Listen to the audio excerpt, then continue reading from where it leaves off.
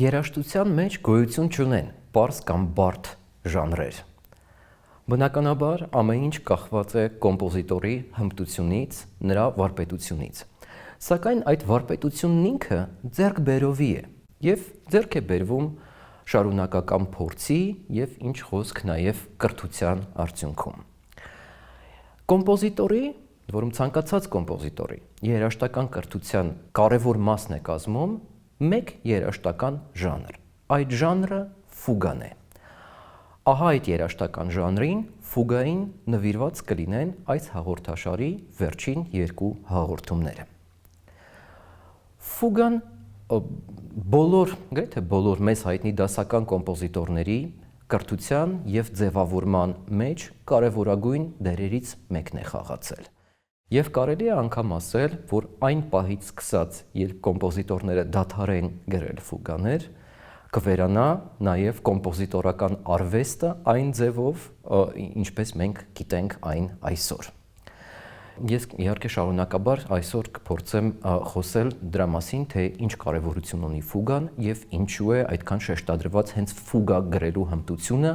կոմպոզիտորի կրթության հարցում։ Ֆուգան պոլիֆոնիկ կամ բազմաձայն երաժշտության կարևորագույն ժանրերից է։ Եվ անշուշտ նախքան ֆուգայի մասին խոսելը կարևոր կլինի բացահայտել, թե ինչ է նշանակում բազմաձայն կամ պոլիֆոնիկ երաժշտություն։ Խոսքը երաժշտական հյուսվածքի տեսակի մասին է, թե ինչպիսի նյութից է բաղկացած երաժշտությունը, թե ինչպիսի խտություն ունի այն եւ ինչպիսի ներքին որակներ ունի այն։ Ահա թե ինչի մասին է խոսքը։ Երաժշտական հյուսվածք հասկանալու համար պետք է նայենք դարերի խորքը, պետք է նայենք դեպի եկեղեցու նոր ձևավորված եկեղեցու երաժշտությունը, որը բացառապես միաձայն էր։ Եկեղեցում համարվում էր, որ երգեցողությունը, իսկ երգեցողությունը միշտ ցանկացած ծիսակատարության կարևորագույն մասն էր, պետք է հենց միաձայն լինի։ Ինչու՞, որովհետև Աստված մեկ է, իսկ մեկ Աստվածը պետք է փառաբանվի միայն միաձայն, մեկ ձայնով։ Դա չի նշանակում, որ մեկ կատարող պետք է լինի։ Դա նշանակում է, որ անկախ այն բանից երգում է մի հոգի, թե երգում են շատ կատարողներ, նրանք միևնույն պահին պետք է անպայման երգեն միևնույն բանը։ Եվ դարեր շարունակ եկեղեցում, ընդ որում կաթոլիկ եկեղեցում մի որոշ ժամանակ, հայ առաքելական եկեղեցում շատ ավելի երկար, երգեցողությունը բացառապես միաձայն էր։ Եվ կարելի է ասել, որ դասական երաժշտությունը, այնպես ինչպես մենք գիտենք այն այսօր, ծագել է հենց միաձայն երգեցողությունը բազմաձայնելու առաջին փորձերից։ Միաձայն երաժշտության դեպքում երգեցողության թե կատարման գոյություն ունի մի այսպիսի երաժշտական հյուսվածք, որը այսօր հայտնի է որպես մոնոֆոնիկ կամ մոնոդիկ։ Միևնույն ժամանակ այսօր երաժշտության մեջ կան բազմաթիվ այլ հյուսվածքներ, որոնցից կարևորագույններն են մոնոդիկից կամ մոնոֆոնիկից բացի հետերոֆոնիկը, հոմոֆոնիկը եւ պոլիֆոնիկը։ Ինչի մասին է խոսքը։ Հոմոֆոն երաժշտական հյուսվածքը շատ հեշտ է պատկերացնել։ Այս հյուսվածքի դեպքում մենք ունենք մի կարևոր ձայն, կարևոր մեղեդի եւ նվագակցություն, այսինքն ինչ որ առումով երկրորդական ենթաձայներ։ Հոմոֆոն հյուսվածքը առաջանում է բոլոր այն դեպքերում, երբ որ օրինակ ինչ որ մեկը երգ է երգում եւ երգը ունի նվագակցություն։ Այսինքն այնտեղ, որտեղ ճանաչելի է հստակ մեղեդին եւ երկրորդական նվագակցությունը, մենք գործ ունենք հոմոֆոնիկ երաժշտական հյուսվածքի հետ։ Հետերոֆոնիկ երաժշտական հյուսվածքը շատ ճկուն եւ հետաքրքիր է եւ կարող ենք դրա օրինակները գտնել բազմաթիվ երաժշտական մշակույթներում։ Հետերոֆոնիկ երաժշտական հյուսվածքի ժամանակ ունենք հիմնական մեղեդի եւ միևնույն ժամանակ հնչող այդ մեղեդու տարբեր փոքր-ինչ տարբերակված վերսիաները։ Օրինակ աշուղական երաժշտության մեջ, երբ աշուղը երգում է ինքն իրեն նվագակցելով երաժշտական գործիքներով կամ եթե երաժշտական գործիքների խումբն է նվագակցում երգչին, այստեղ կարող ենք տեսնել, որ միևնույն մեղեդին տարբերակված է հանդես գալիս բոլորի նվագաբաժիններում։ Ինչ որ միտեղ մեկը ավելացնում է գեղգեղանք, ինչ որ միտեղ կանգ է առնում մի նոտայի վրա հետագայում շարունակելով եւ այլն։ Նույն մեղեդին հանդես է գալիս միաժամանակ երկու կամ մի քանի կերպարանք։ գործիքներով։ Միևնույն ժամանակ պոլիֆոնիկ կամ բազմաձայն երաժշտության մեջ միանգամից համակցվում են տարբեր երաժշտական գծեր, որոնք հնչում են միևնույն ժամանակ, կարող են տարբեր բաներ կատարել, հնչեցնել եւ ունեն հավասար կարեւորություն։ Եվ ահա այսպիսի պոլիֆոնիկ բազմաձայն հյուսվածքի օրինակ է նաև ֆուգայի ժանրը, ընդ որում բազմաձայն երաժշտական հյուսվածքի կարևորագույն արտահայտումներից մեկը։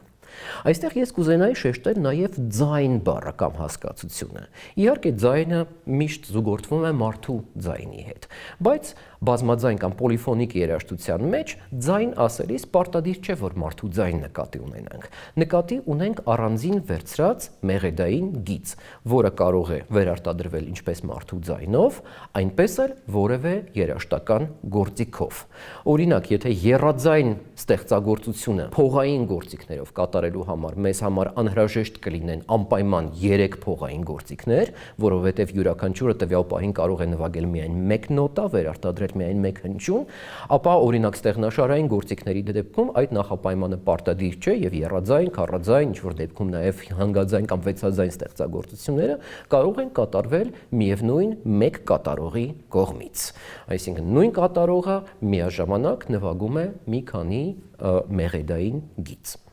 Եվ ահա այսպիսի բազմաձայն երաժշտության օրինակ է ֆուգան։ Ֆուգա տերմինը հայտնի էր դեռևս մոտավորապես 14-րդ դարից, այսինքն վաղ ռենեսանսի, անգամ ուշ միջնադարի շրջանից։ Եվ ֆուգա ասելիս այն ժամանակ հասկանում էին ազատ ձևի պոլիֆոնիկ ստեղծագործություն։ Ֆուգա բառը ինքնին հետաքրքիր ծագումնաբանություն ունի, բառը նշանակում է լատիներեն վազք։ Ինչի մասին է խոսքը։ Խոսքը բազմաձայն երաժշտության, պոլիֆոնիկ երաժշտության ներքին հատկանիշի մասին է, որ այդ երաժշտությունը սկզբից մինչև վերջ կարծես կանգ չի առնում։ Այդտեղ առկա է շարունակական շարժում։ Այսօրվա երաժշտագիտության լեզվով մենք ասում ենք կոմպլեմենտար ռիթմիկա։ Ինչ է սա նշանակում։ Դա նշանակում է, որ եթե ձայներից մեկը կանգ է առնում, կամ պաուզա է անում, դադար է վերցնում կամ կանգ է առնում մեկ երկարաձիգ նոտայի վրա, ապա մյուսները շարունակում են շարժումը այդ մի ձայնի փոխարեն եւ ունկնդրի պատկերացման մեջ շարժումը երբեք կանգ չի առնում։ Ահա այսպիսի վազք, ժամանակի վազք է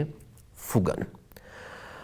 Թեպետ բառը, տերմինը ինքը հայտնի էր, ինչպես ասացի, 14-րդ դարից, բառից բուն իմաստով, այսօրվա իմաստով ֆուգաներ են սկսվել գրվել միայն 17-րդ դարի սկզբում եւ այստեղ պետք է հիշատակել նախ եւ առաջ այն կոմպոզիտորին, որին հիշատակում է նաեւ նախորդ հաղորդման մեջ, դա հոլանդացի Յան Սվելինգն էր։ Թեպետ նա ֆուգա վերնագիրը չէր տալիս իր ստեղծագործություններին, նրանցից շատերը իրենցից ներկայացնում են հենց ֆուգա այսօրվա իմաստով։ Որն է այս իմաստը։ Ֆուգան կարող է լինել երկձայն, եռաձայն, քառաձայն, հնգաձայն եւ այլն։ Երևի թե ընդհուպ միջև 6-աձայն ֆուգաներ, ավելի շատ ձայների քանակի դեպքում շատ դժվար է պահպանել ֆուգայի կանոնները։ Ֆուգան որպես կանոն սկսվում է միաձայն թեմայի շարադրանքով, այսինքն մի փոքրիկ մեղեդի, որը կարող է բաղկացած լինել մի քանի նոտայից, կարող է մի քիչ ավելի երկար լինել, բայց միշտ բավականին սեղմ է, դա թեման է, որը հետագայում անցնելու է տարբեր այլ ձայներում, ընդ որում երբեմն սկսվելով միևնույն նոտայից, երբեմն տարբեր նոտաներից, երբեմն եթե թեման սկսվում է մաժոր տոնայնության մեջ, նա կարող է անցնել ֆուգայի ընթացքում նաև դեպի մինոր տոնայնություններ եւ հակառակը, փոխելով կերպարանքը, երբեմն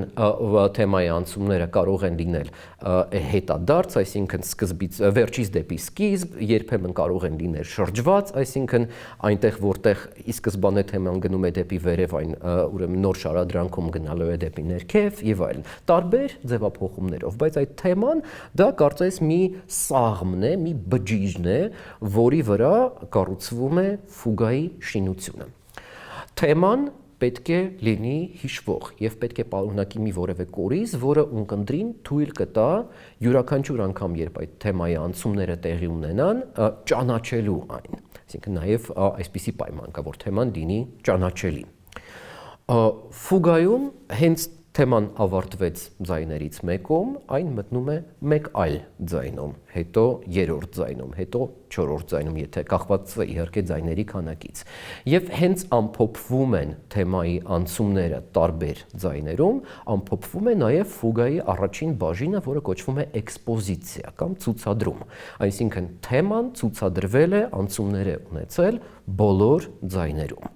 Այնուհետև սկսվում է մշակման բաժինը, երբ թեման ապրում է տարբեր փոխակերպումներ, անցնում է տոնայնությունից տոնայնություն, ընդ որում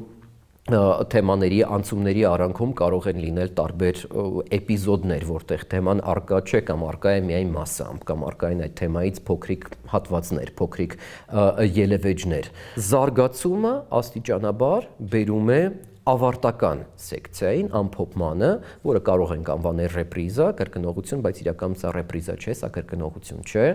որտեղ թեման վերադառնում է իր հիմնական տոնայնություն եւ որտեղ հաճախ կարող ենք հանդիպել մի այսպիսի շատ հետաքրքիր երևույթի, որը կոչվում է ստրետտա։ Ստրետտայի դեպքում թեման տարբեր ձայներում փոքրիկ ուշացումներով հնչում է գրեթե միաժամանակ, այսինքն ոչ թե թեմա եւ մեկ այլ նյութ, որը պատասխանում է այդ թեմային, այլ միևնույն թեմայի տարբեր վերադրումներ տարբեր ձայներում։ Եվ ահա այսպես կոմպոզիտորը տանում է ֆուգան դեպի ավարտ եւ ստեղծագործությունը եզրափակվում է։ Ֆուգաները հիմնականում չունեն հսկայական տևողություն, բայց կախված կոմպոզիտորի վարպետությունից եւ թեմայի հետ աշխատելու նրա ձիրքից, այս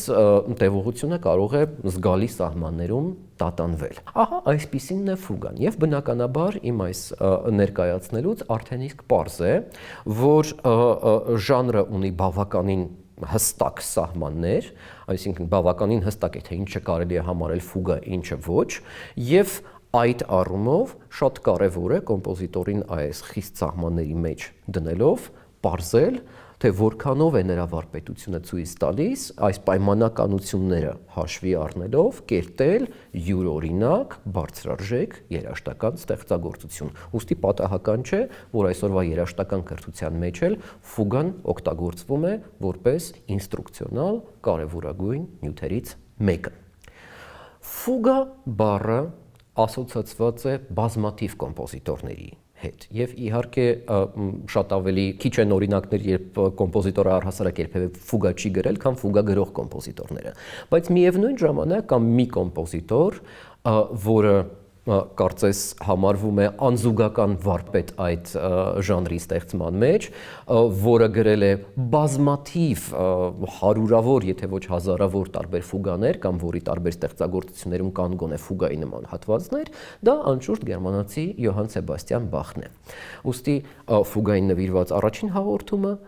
ես կնվիրեմ միայն Բախի ֆուգաներին եւ ֆուգաներ գրելու Բախի ձիրքին։ Բնականաբար Բախի առաջին գործիքները, որոնց նա տիրապետում էր, դրանք ստեղնաշարային գործիքներն էին եւ պատահական չէ, որ Բախի ֆուգաների զգալի մասը գրված է հենց ստեղնաշարային գործիքների համար։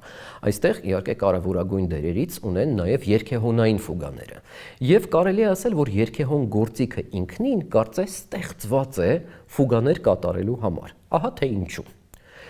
Երգեհոնը ունի տարբեր երգեհոններ անշուշտ տարբեր քանակությամբ, բայց սովորաբար մեկից ավելի ստեղնաշարեր։ Միևնույն ժամանակ երկու տարբեր ձեռքերով հնարավոր է նվագել տարբեր ստեղնաշարերի վրա։ Միևնույն ժամանակ երգեհոնը ունի նաև պեդալային ստեղնաշար, որի վրա նվագում են ոտքերով։ Ուստի հնարավոր է առնվազն 3 երաժշտական մեղեդային գծի համատեղում մեկ գործիքով նվագելիս։ Էլ չասած, որ ստեղնաշարային գործիք նվագողները որպես կանոն կարողանում են միևնույն ձեռքով նվագել մեկից ավելի երաժշտական գիծ, ուստի պարտադիր չէ, որ երգեհոնի համար գրված որևէ ստեղծագործություն լինի բացառապես եռաձայն։ Երգեհոնով հնարավոր է վերարտադրել նաև քառաձայն, հնգաձայն եւ այլն ստեղծագործությունները։ Եվ ահա այդ արտահայտչական հնարավորությունների օգտվելիս Յոհան Սեբաստիան Բախը բացահայտում է ֆուգայի ժանրի բոլոր հնարավոր տարբերակումները։ Կարելի է ասել, որ Բախը մտածում էր ֆուգայի ձևով։ Դա էլ պատահական չէ, որ ասում են։ Ֆուգա գրելը ինքնին բարդ process է, բայց ֆուգա հանկարծաստեղծելը այդ բոլոր կանոնները պահպանելով թերևս գրեթե անհնարին մի բան է, եւ ահա հենց դա է, որ անում էր Բախը, այսինքն պարզապես մտածելով ներաճելով այս ժանրին, սերտաճելով այդ ժանրին, նա կարողանում էր ֆուգաներ ստեղծել գրեթե անմիջապես, գրեթե իմպրովիզացիայի տեսքով, եւ ահա այդպիսինն են նրա երգեհոնային ֆուգաներից շատերը։ Անշուշտ Բախը գրել է ֆուգաներ ոչ միայն երգեհոնի համար, եւ անգամ մի քիչ առաջ անցնելով ասեմ, որ ոչ միայն ստեղնաշարային գործիքների համար, դա էլ է շատ հետաքրքիր։ Բնականաբար Բախի ֆուգայի ժառանգության մեջ կարևորագույն դերն ունեն նրա ֆուգաների տարբեր ժողովածուները։ Այդ թվում քաչ հայտնի երկու հատորյակը, որը կոչվում է լավ տեմպերացված կլավիր։ Ինչի մասին է խոսքը։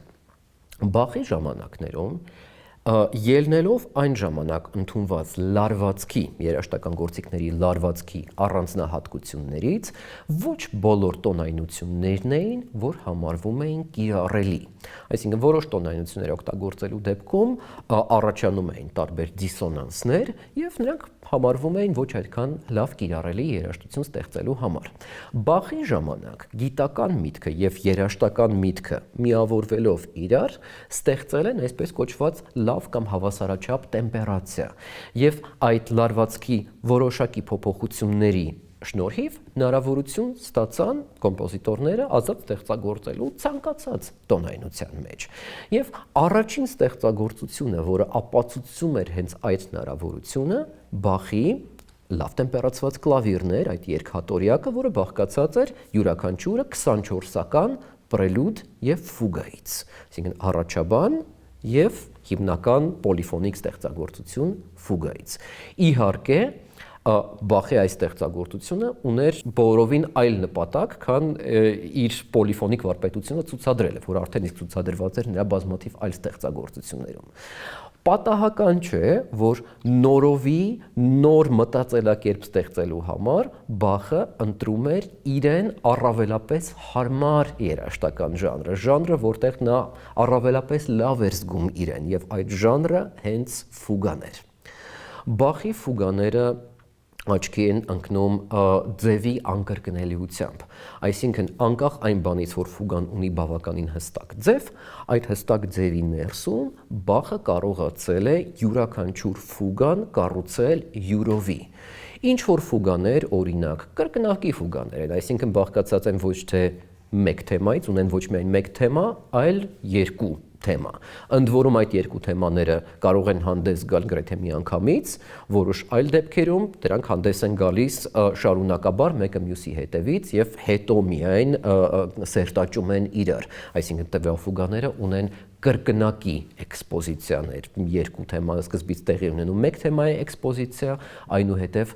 երկրորդ թեմայի էքսպոզիցիա։ Գոյություն ունեն ֆուգայի Բախի մոտ ֆուգայի կիրառման բազմաթիվ տարբեր պոլիֆոնային հնարանքներ, եւ այդ բոլորը բացահայտված է Բախի ֆուգաներում։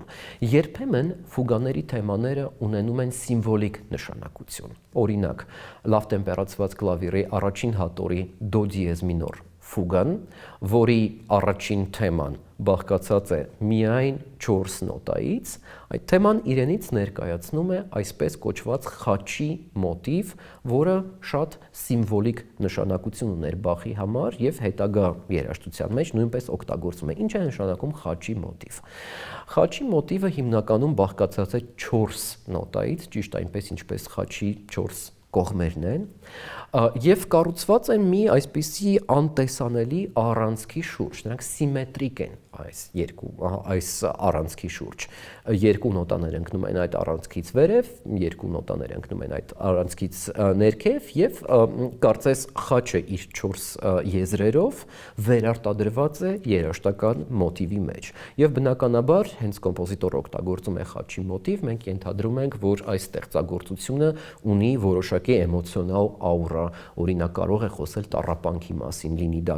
կրոնական տեսակետից, թե լինի դա զուտ մարդկային խմբերքային տեսակետից, ահա այսպիսի սիմվոլներ էր օգտագործում Բախը։ Մեկ այլ ֆուգան կրկին առաջին հատորից լավ տեմպերացված կլավիրի, որ շատ հետաքրքիր է եւ հետագայում արդեն իսկ 20-րդ դարում մեծ հետաքրքրություն սկսեց ցուցաբերել, դա առաջին հատորի վերջին ֆուգան է, որը գրված է սի մինոր տոնայնությունում, որի թեման արդեն իսկ պարունակում է խրոմատիկ գամմայի, այսինքն հնարավոր բոլոր նոտաների բոլոր տոները, այսինքն թեմայում արդեն իսկ կան բոլոր 12 նոտաները, որոնք դասական երաժշտության մեջ օգտագործվում են որպես երաժշտական նյութ։ Հետագայում 20-րդ դարում, երբ Արնոլդ Շոնբերգը ստեղծել է իր դոդեկաֆոնիկ համակարգը, որտեղ այդ 12 նոտաները նախ շարված էին ինչ-որ մի որոշակի սկզբունքով եւ հետագայում դրանցից այդ նույն շարքի հիման վրա ստեղծվում էր ամբողջ ստեղծագործությունը, նրա տարբեր ձևափոխումների, տարբեր փոխադրումների կամ մուտացիաների շնորհիվ այս Բախի ֆուգան կարծես հայտնվել է ուսումնասիրողների ուշադրության կենտրոնում որպես մի ստեղծագործություն, որտեղ Շոնբերգի դոդեկաֆոնիայի տարրերը, սաղմերը արդեն իսկ առկա էին հենց ստեղծագործության կարճատև թեմայում։ Դա էլ բավականին հետաքրքիր է եւ ցույց է տալիս, թե ինչպես է Բախը կարծես դռներ բացում ապագայի կոմպոզիտորների համար։ Բնականաբար, ինչպես ասացի, Բախը ոչ միայն ստեղնաշարային գործիքների համար ֆուգաներ էր գրում։ Ֆուգաներ կարող ենք տեսնել նրա մեծածավալ ստեղծագործություններում, որոնք գրված են օրինակ երգչախմբի կամ նվագախմբի կամ երկուսի համադրության համար։ Եվ դա էլ պատահական չէ։ Ինչ խոսք ֆուգայում օգտագործում ենք ձայն բառը, որը բխում է մարդու ձայնից, եւ պատահական չէ, որ ֆուգաները կարող են հնչեցվել նաեւ մարդու ձայների բազմությամբ, մասնավորապես երգչախմբի կողմից։ Բախի կանտատներում, օրատորիաներում եւ պասիոններում նրա մեծածավալ ստեղծագործություններում, որտեղ առկա է երգչախումբ եւ նվագախումբ, մենք կարող ենք հանդիպել բազմաթիվ ֆուգաների, անգամ երբեմն պարզապես փոքրիկ հատվածների ստեղծագործությունների, որոնք գրված են ֆուգայի ձևով։ Եվ պատահական չէ, որ հենց այդ ֆուգայի ձևը շատ հաճախ Բախը օգտագործում է իր խմբերքային համարներում, իր պասիոններում։ Պասիոնները դրանք մեծածավալ ստեղծագործություններ են, որոնք նվիրված են Հիսուս Քրիստոսի կյանքի վերջին օրերի նկարագրությանը, որոնք որ առկա են ավետարաններում։ Ուստի պասիոնները կարող են լինել 4 տեսակի՝ ըստ Հովհաննեսի, ըստ Ղուկասի, ըստ Մատթեոսի եւ ըստ Մարկոսի։ Եվ բացի ավետարանի տեքստերից, բնականաբար Բախը օգտագործում է իր պասիոններում նաեւ պոեզիա, մինչ Բախը գոյություն ունեցած խորալների տեքստեր, բողոքական խորալների տեքստեր եւ նորագույն բանաստեղծություններ, որոնք կրոնական նշանակություն կամ բովանդակություն ունեն։ Ահա այսպիսի ստեղծագործություններում Բախը երբեմն ժամանակ առ ժամանակ անդրադառնում է ֆուգայի ժանրին կամ գոնե առանձին խմբերքային հատվածներում, որոնք իրենցից ֆուգա են ներկայացնում։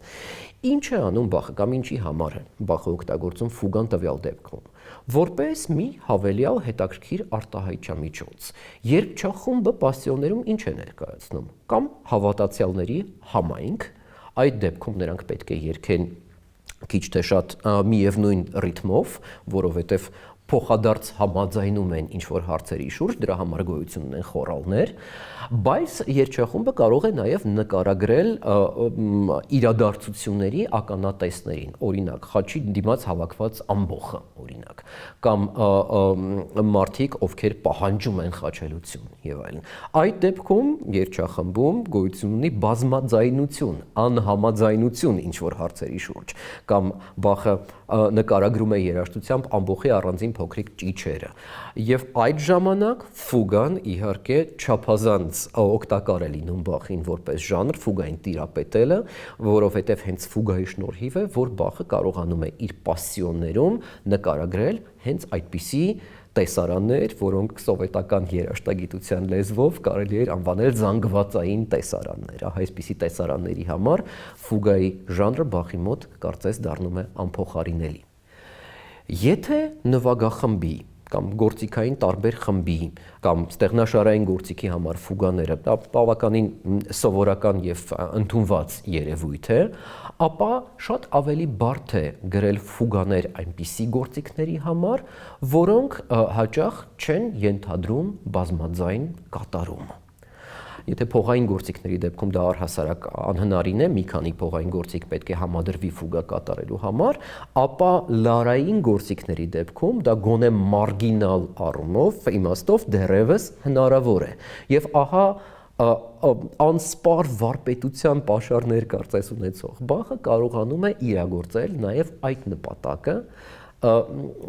գրելով ֆուգաներ նաև մենանվագ լարային գործիքների համար։ Այստեղ աչքի են ընկնում նրա ֆուգաները, որոնք գրված են լյութի համար, իսկ լյութը դա վինը կսմիթային գործիքի տեսակ է, որը առատորեն օգտագործվում էր վաղ բարոկոյի շրջանում եւ ռենեսանսի շրջանում, որը դեռևս կարծես ունի նման հնարավորություններ, որ նվագի մի քանի նոտա միանգամից, ուստի հնարավոր է երևակայել մենակատար լյութի համար ֆուգա եւ ֆուգայի հրաշալի օրինակ է նրա դոմինոր լյութի պարտիտից ֆուգան, ապա ջութակի համար թերևս Բախի ժամանակներում ֆուգա պատկերացնել բավականին դժվար էր։ Եվ հենց դա էլ անում է Բախը իր սոլ մինոր ջութակի սոնատում։ Նա գրում է ֆուգա, ընդ որում ֆուգա առանց որևէ զեղչերի, առանց պոլիֆոնիկ գրելաձևի պարզեցման, հարմարեցնելով դա գործիքին։ Ջութակը ունի 4 լար, ուստի ջութակը կարող է տեսականորեն համատեղել 4 գիծ, բայց չէ որ ջութակի վրա հնարավոր չէ միանգամից 4 լարի վրա նվագել, լարերը տեղադրված են այսպիսի ձևով, որ մաքսիմալ լարերի քանակը, որոնք կարող են հնչել միաժամանակ, դրանք երկուսն են։ Ուստի ինչ է անում Բախը։ Բախը ստեղծում է ինչպես իրական պոլիֆոնիա, այնպես էլ այսպես կոչված թաքնված պոլիֆոնիա։ Երբ շարունակաբար լարից լար անցնելով եւ դա անելով շատ հաճախակի, կատարողը տպավորություն է ստեղծում, որ ոչ մի ձայնում մեղեդային գիծը չի ընդհատվում, թեպետ այն ընդհատվում է փոքրիկ պաուզաներով ձայներից յուրաքանչյուրում։ Եվ դա այնքան բարդ եւ այնքան շլացուցիչ process է գրել ֆուգա մենանվագ լարային գործիքի համար, որը ցույց է տալիս Բախի վարպետությունը, թե այդ ժանրում եւ թե գործիքին տիրապետելու հարցում։ Ֆուգաներ կարող ենք տեսնել նաև Բախի սոնատներում որպես առանձին մասեր։ Եվ այստեղ մենք առնչվում ենք մեկ այլ հետաքրքիր ֆենոմենի, որը տիպիկ է Բախի երաժշտության համար։ Սոնատները ենթադրվում էին որպես աշխարհիկ երաժշտության ժանր, որպես երաժշտություն, որ ստեղծված է քիչ թե շատ պարզապես հանդիսատեսին զվարճացնելու կամ, չգիտեմ, տրամադրություն հաղորդելու համար։ Բախը շատ լուրջ է վերաբերվում այդ հարցին։ Ընդ որում Բախը ունի 2 տեսակի գործիքային սոնատներ։ Դրանք սոնատներ են, որոնք գրված են այսպես կոչված մենակատար գործիքի եւ բասո կոնտինուի համար, այսինքն որպես մենակատար հանդես է գալիս մեկ որոշ գործիք, դա կարող է լինել ջութակ, կարող է լինել ֆլեյտան, օրինակ եւ այլն, իսկ ստեղնաշարային գործիքը կատարում է բասի ֆունկցիան, նվագակցելով այդ գործիքի կատարած հիմնական մեղեդուն, եւ կան օբլիգատո ստեղնաշարային գործիքով սոնատներ, այսինքն սոնատներ, որոնք ենթադրում են, որ անպայման այդ ստեղնաշարային գործիքը պետք է լինի եւ ոչ միայն պետք է լինի, այլ պետք է նվագի հստակ նոտաներ, որոնք գրված են կոմպոզիտորի կողմից եւ որոնք այլևս չունեն նվագակցության նշանակություն, այլ ունեն լիիրավ մասնակցի նշանակություն։ Ահա այդպիսի օբլիգատո նվագակցությամբ գրված սոնատաներում մենք կարող ենք հանդիպել ֆուգաների, որոնք սոնատների առանձին մասեր են։ Ահա այսպիսինն է օրինակ ջութակի եւ կլավեսինի համար գրված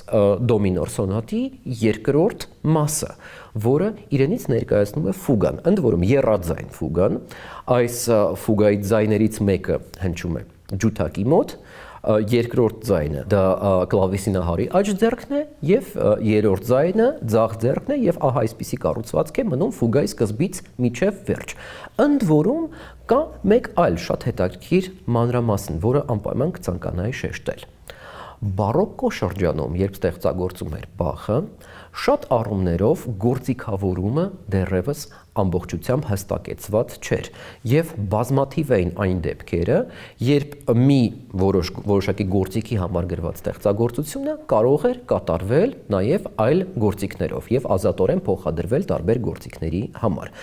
Եթե տիպիկ կլավեսինային ստեղծագործություններում մենք անընդհատ առնչվում ենք լայն ակորդների, որոնք կարող են բաղկացած լինել օրինակ միանգամից 7, 8, 9, 10 նոտայից, ապա այսպիսի ֆուգայի նման հատվածներում մենք շատ հստակ ունենք խիստ եռաձայն կառուցվածքներ եւ հենց դա է որ թերևս Բախին թույլ էր տալիս երևակայել որ այս ստեղծագործությունում կլավեսինի փոխարեն երբեմն կարող է հանդես գալ ոչ թե մեկ այլ ստեղնաշարային գործիք, այլ թեկուզ երկու տարբեր լարային գործիք, օրինակ մեկ այլ ջութակ եւ թավջութակ։ Եվ հենց դա է հետաքրքիր, որ գրելով կլավեսինի համար նա կարծես երբեք չի անցնում տվյալ տեսակի սոնատներում այս գործիքների կատարողական սահմանները։ Եվ դո մինոր սոնատում մենք կարող ենք տեսնել մի շատ հետաքրքիր բան։ Ինչ էլ նվագի կլավեսինահարի աջ ձեռքը, այն երբեք չի իջնում փոքր օկտավայի սոլ նոտայից, որը ջութակի ամենացածր նոտան է, դրա ամենացածր լարի լարվածքն է։ Միևնույն ժամանակ, ինչ նոտա էլ նվագի կլավեսինահարը ձախ ձեռքով, երբեք չի իջնում մեծ օկտավայի դո նոտայից, որ թավջութակի ամենացածր, ամենաներքևի նոտան է։ Փաստորեն հնարավորություն կա, որ մենք կարող ենք երևակայել, որ Բախը ենթադրում էր այս ստեղծագործությունը ոչ պարտադիր ջութակի եւ կլավեսինի համար, այլ տվյալ ձայնածավալներ ունեցող ցանկացած 3 գործիքների համագործակցության համար։ Եվ դա շատ հետաքրքիր գիծ է, որ ունեն Բախի որոշ ստեղծագործությունները։ Խոսելով Բախի ֆուգաների մասին, անհնար է շրջանցել նրա վերջին 2 խոշոր ստեղծագործությունները։ Դրանք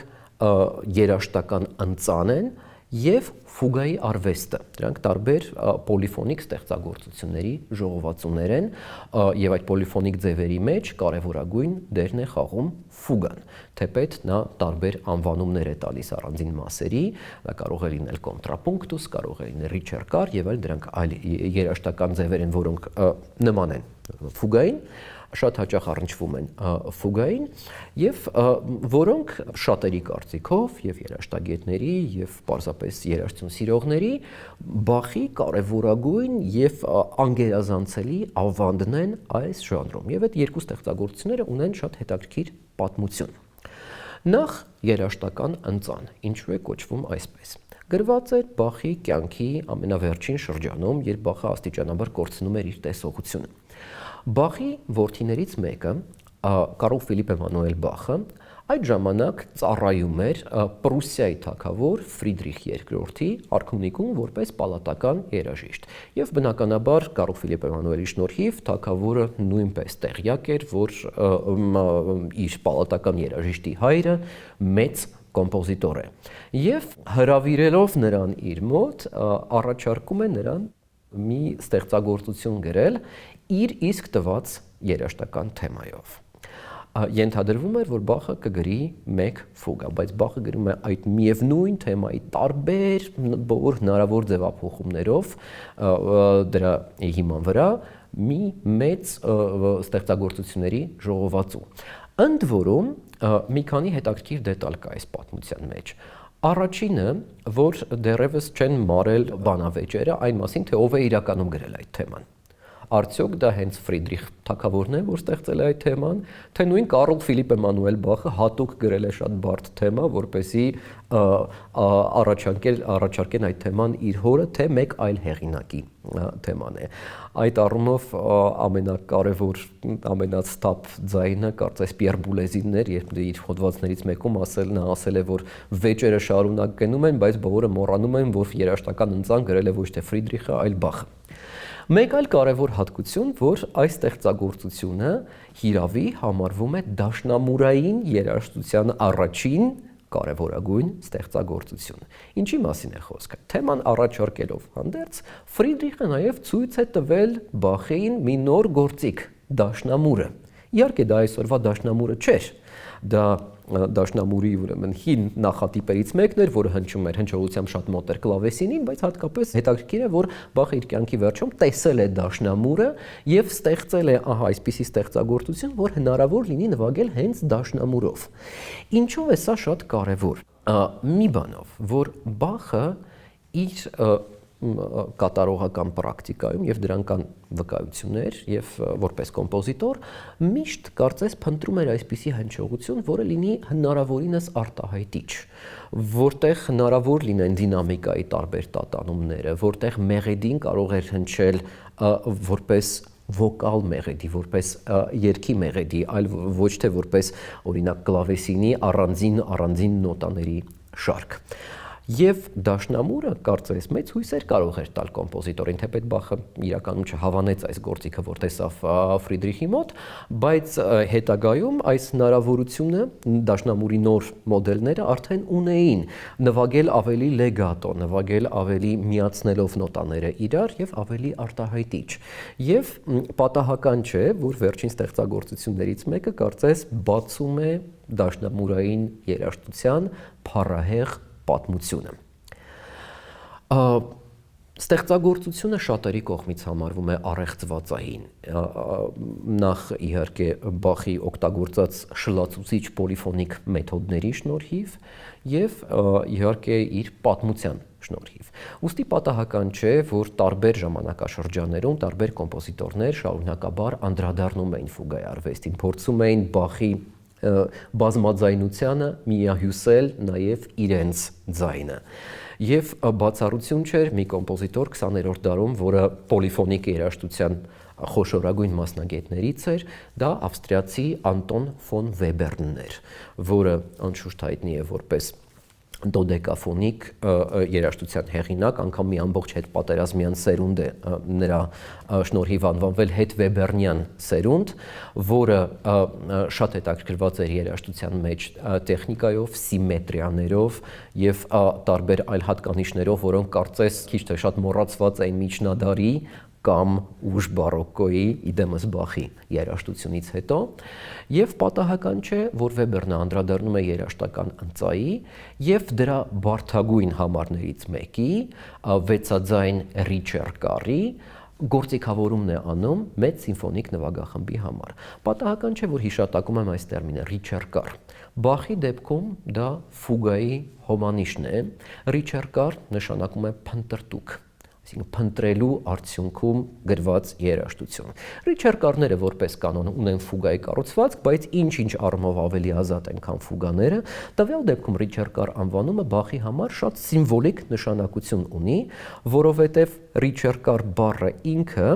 լատինական մի արտահայտության առաջին տառերի հապավումն է։ Այդ արտահայտությունը հետևյալն է. Regis iussu canto et reliqua canonica arte resoluta, այսինքն թագավորի տված պոլիֆոնիկ ձևով վերամշակված արդյունք կամ թեմայի հիման վրա գրված ստեղծագործություն։ Այդ արտահայտության առաջին տառերը իրար հետ համակցվելիս տալիս են Ռիչեր-կար բառը։ Այդ է պատճառը, որ ստեղծագործության անունը ոչ թե ֆուգա է, այլ Ռիչեր-կար։ Վեբերնը մշակում է այս ստեղծագործությունը նվագախմբի համար իր ուրույն ձևով։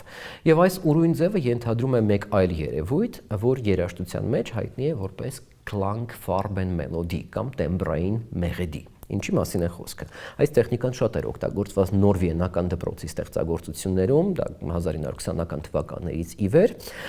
Դա երբ կոմպոզիտորը մեղեդին ստեղծում է ոչ թե որևիցե մի տեմբրով արտահայտված ձայների շարանից, այլ տարբեր տեմբրերի իրար համակցությունից, այսինքն ճակերտավոր մեղեդի,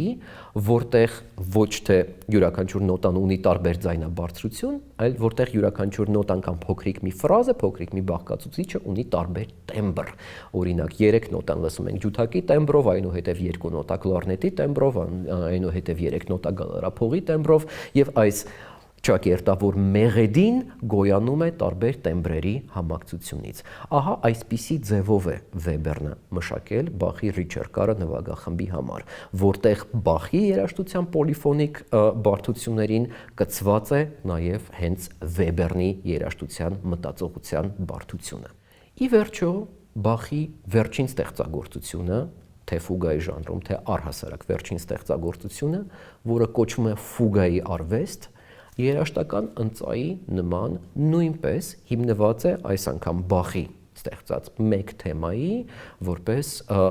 տարբեր պոլիֆոնիկ ձևափոխումների շարք։ Սկզբունքը շատ առումներով տարբեր չէ երաժշտական ընծայից, բայց այստեղ ես կուզենայի վերջում ուշադրություն շեշտել մեկ հանգամանքին։ Բախը, սիրելով երաժշտական սիմվոլներ, օգտագործում էր դրանք բավականին առատ իր երաժշտության մեջ։ Ահա որպես այսպիսի սիմվոլ նա այս ստեղծագործության մեջ օգտագործեց նաև իր իսկ ազգանունը՝ Բախ։ Հայտնի է, որ նոտաները ունեն ինչպես վանկային անվանումներ՝ դո, ռե, մի, ֆա, սոլ, լա, սի, այնպես էլ տառային, լատինական տառային անվանումներ՝ ա, բ, ց, դ եւ այլն։ Եվ ահա բ, ա, ց, հ, սի բեմոլ, լա, դո, սի բեկար նոտաների շարքը, որը 4 նոտայից է բաղկացած, իսկ հիշենք, որ 4 նոտաներից է սովորաբար բաղկացած նաև խաչի թեման, եւ Բախ ազգանունի կոդավորած թեման նույնպես խաչի թեմա է, որովհետեւ շատ սիմետրիկ է իր առանցքի շուրջ, Բախը օգտագործում է իր այս ստեղծագործության մեջ որպես մի յուրօրինակ ստորագրություն։ Եվ ահա այսպիսի թեմայի անցումի վրա BACH իր այս ստեղծագործության վերջին կոնտրապունկտում ընդհատվում է նաև Բախի կյանքը, այսինքն Բախի գրած վերջին 4 նոտաները իր իսկ ազգանունի երաժշտական մարմնավորումն են իր անավարտ ֆուգայի արվեստը ստեղծագործության մեջ։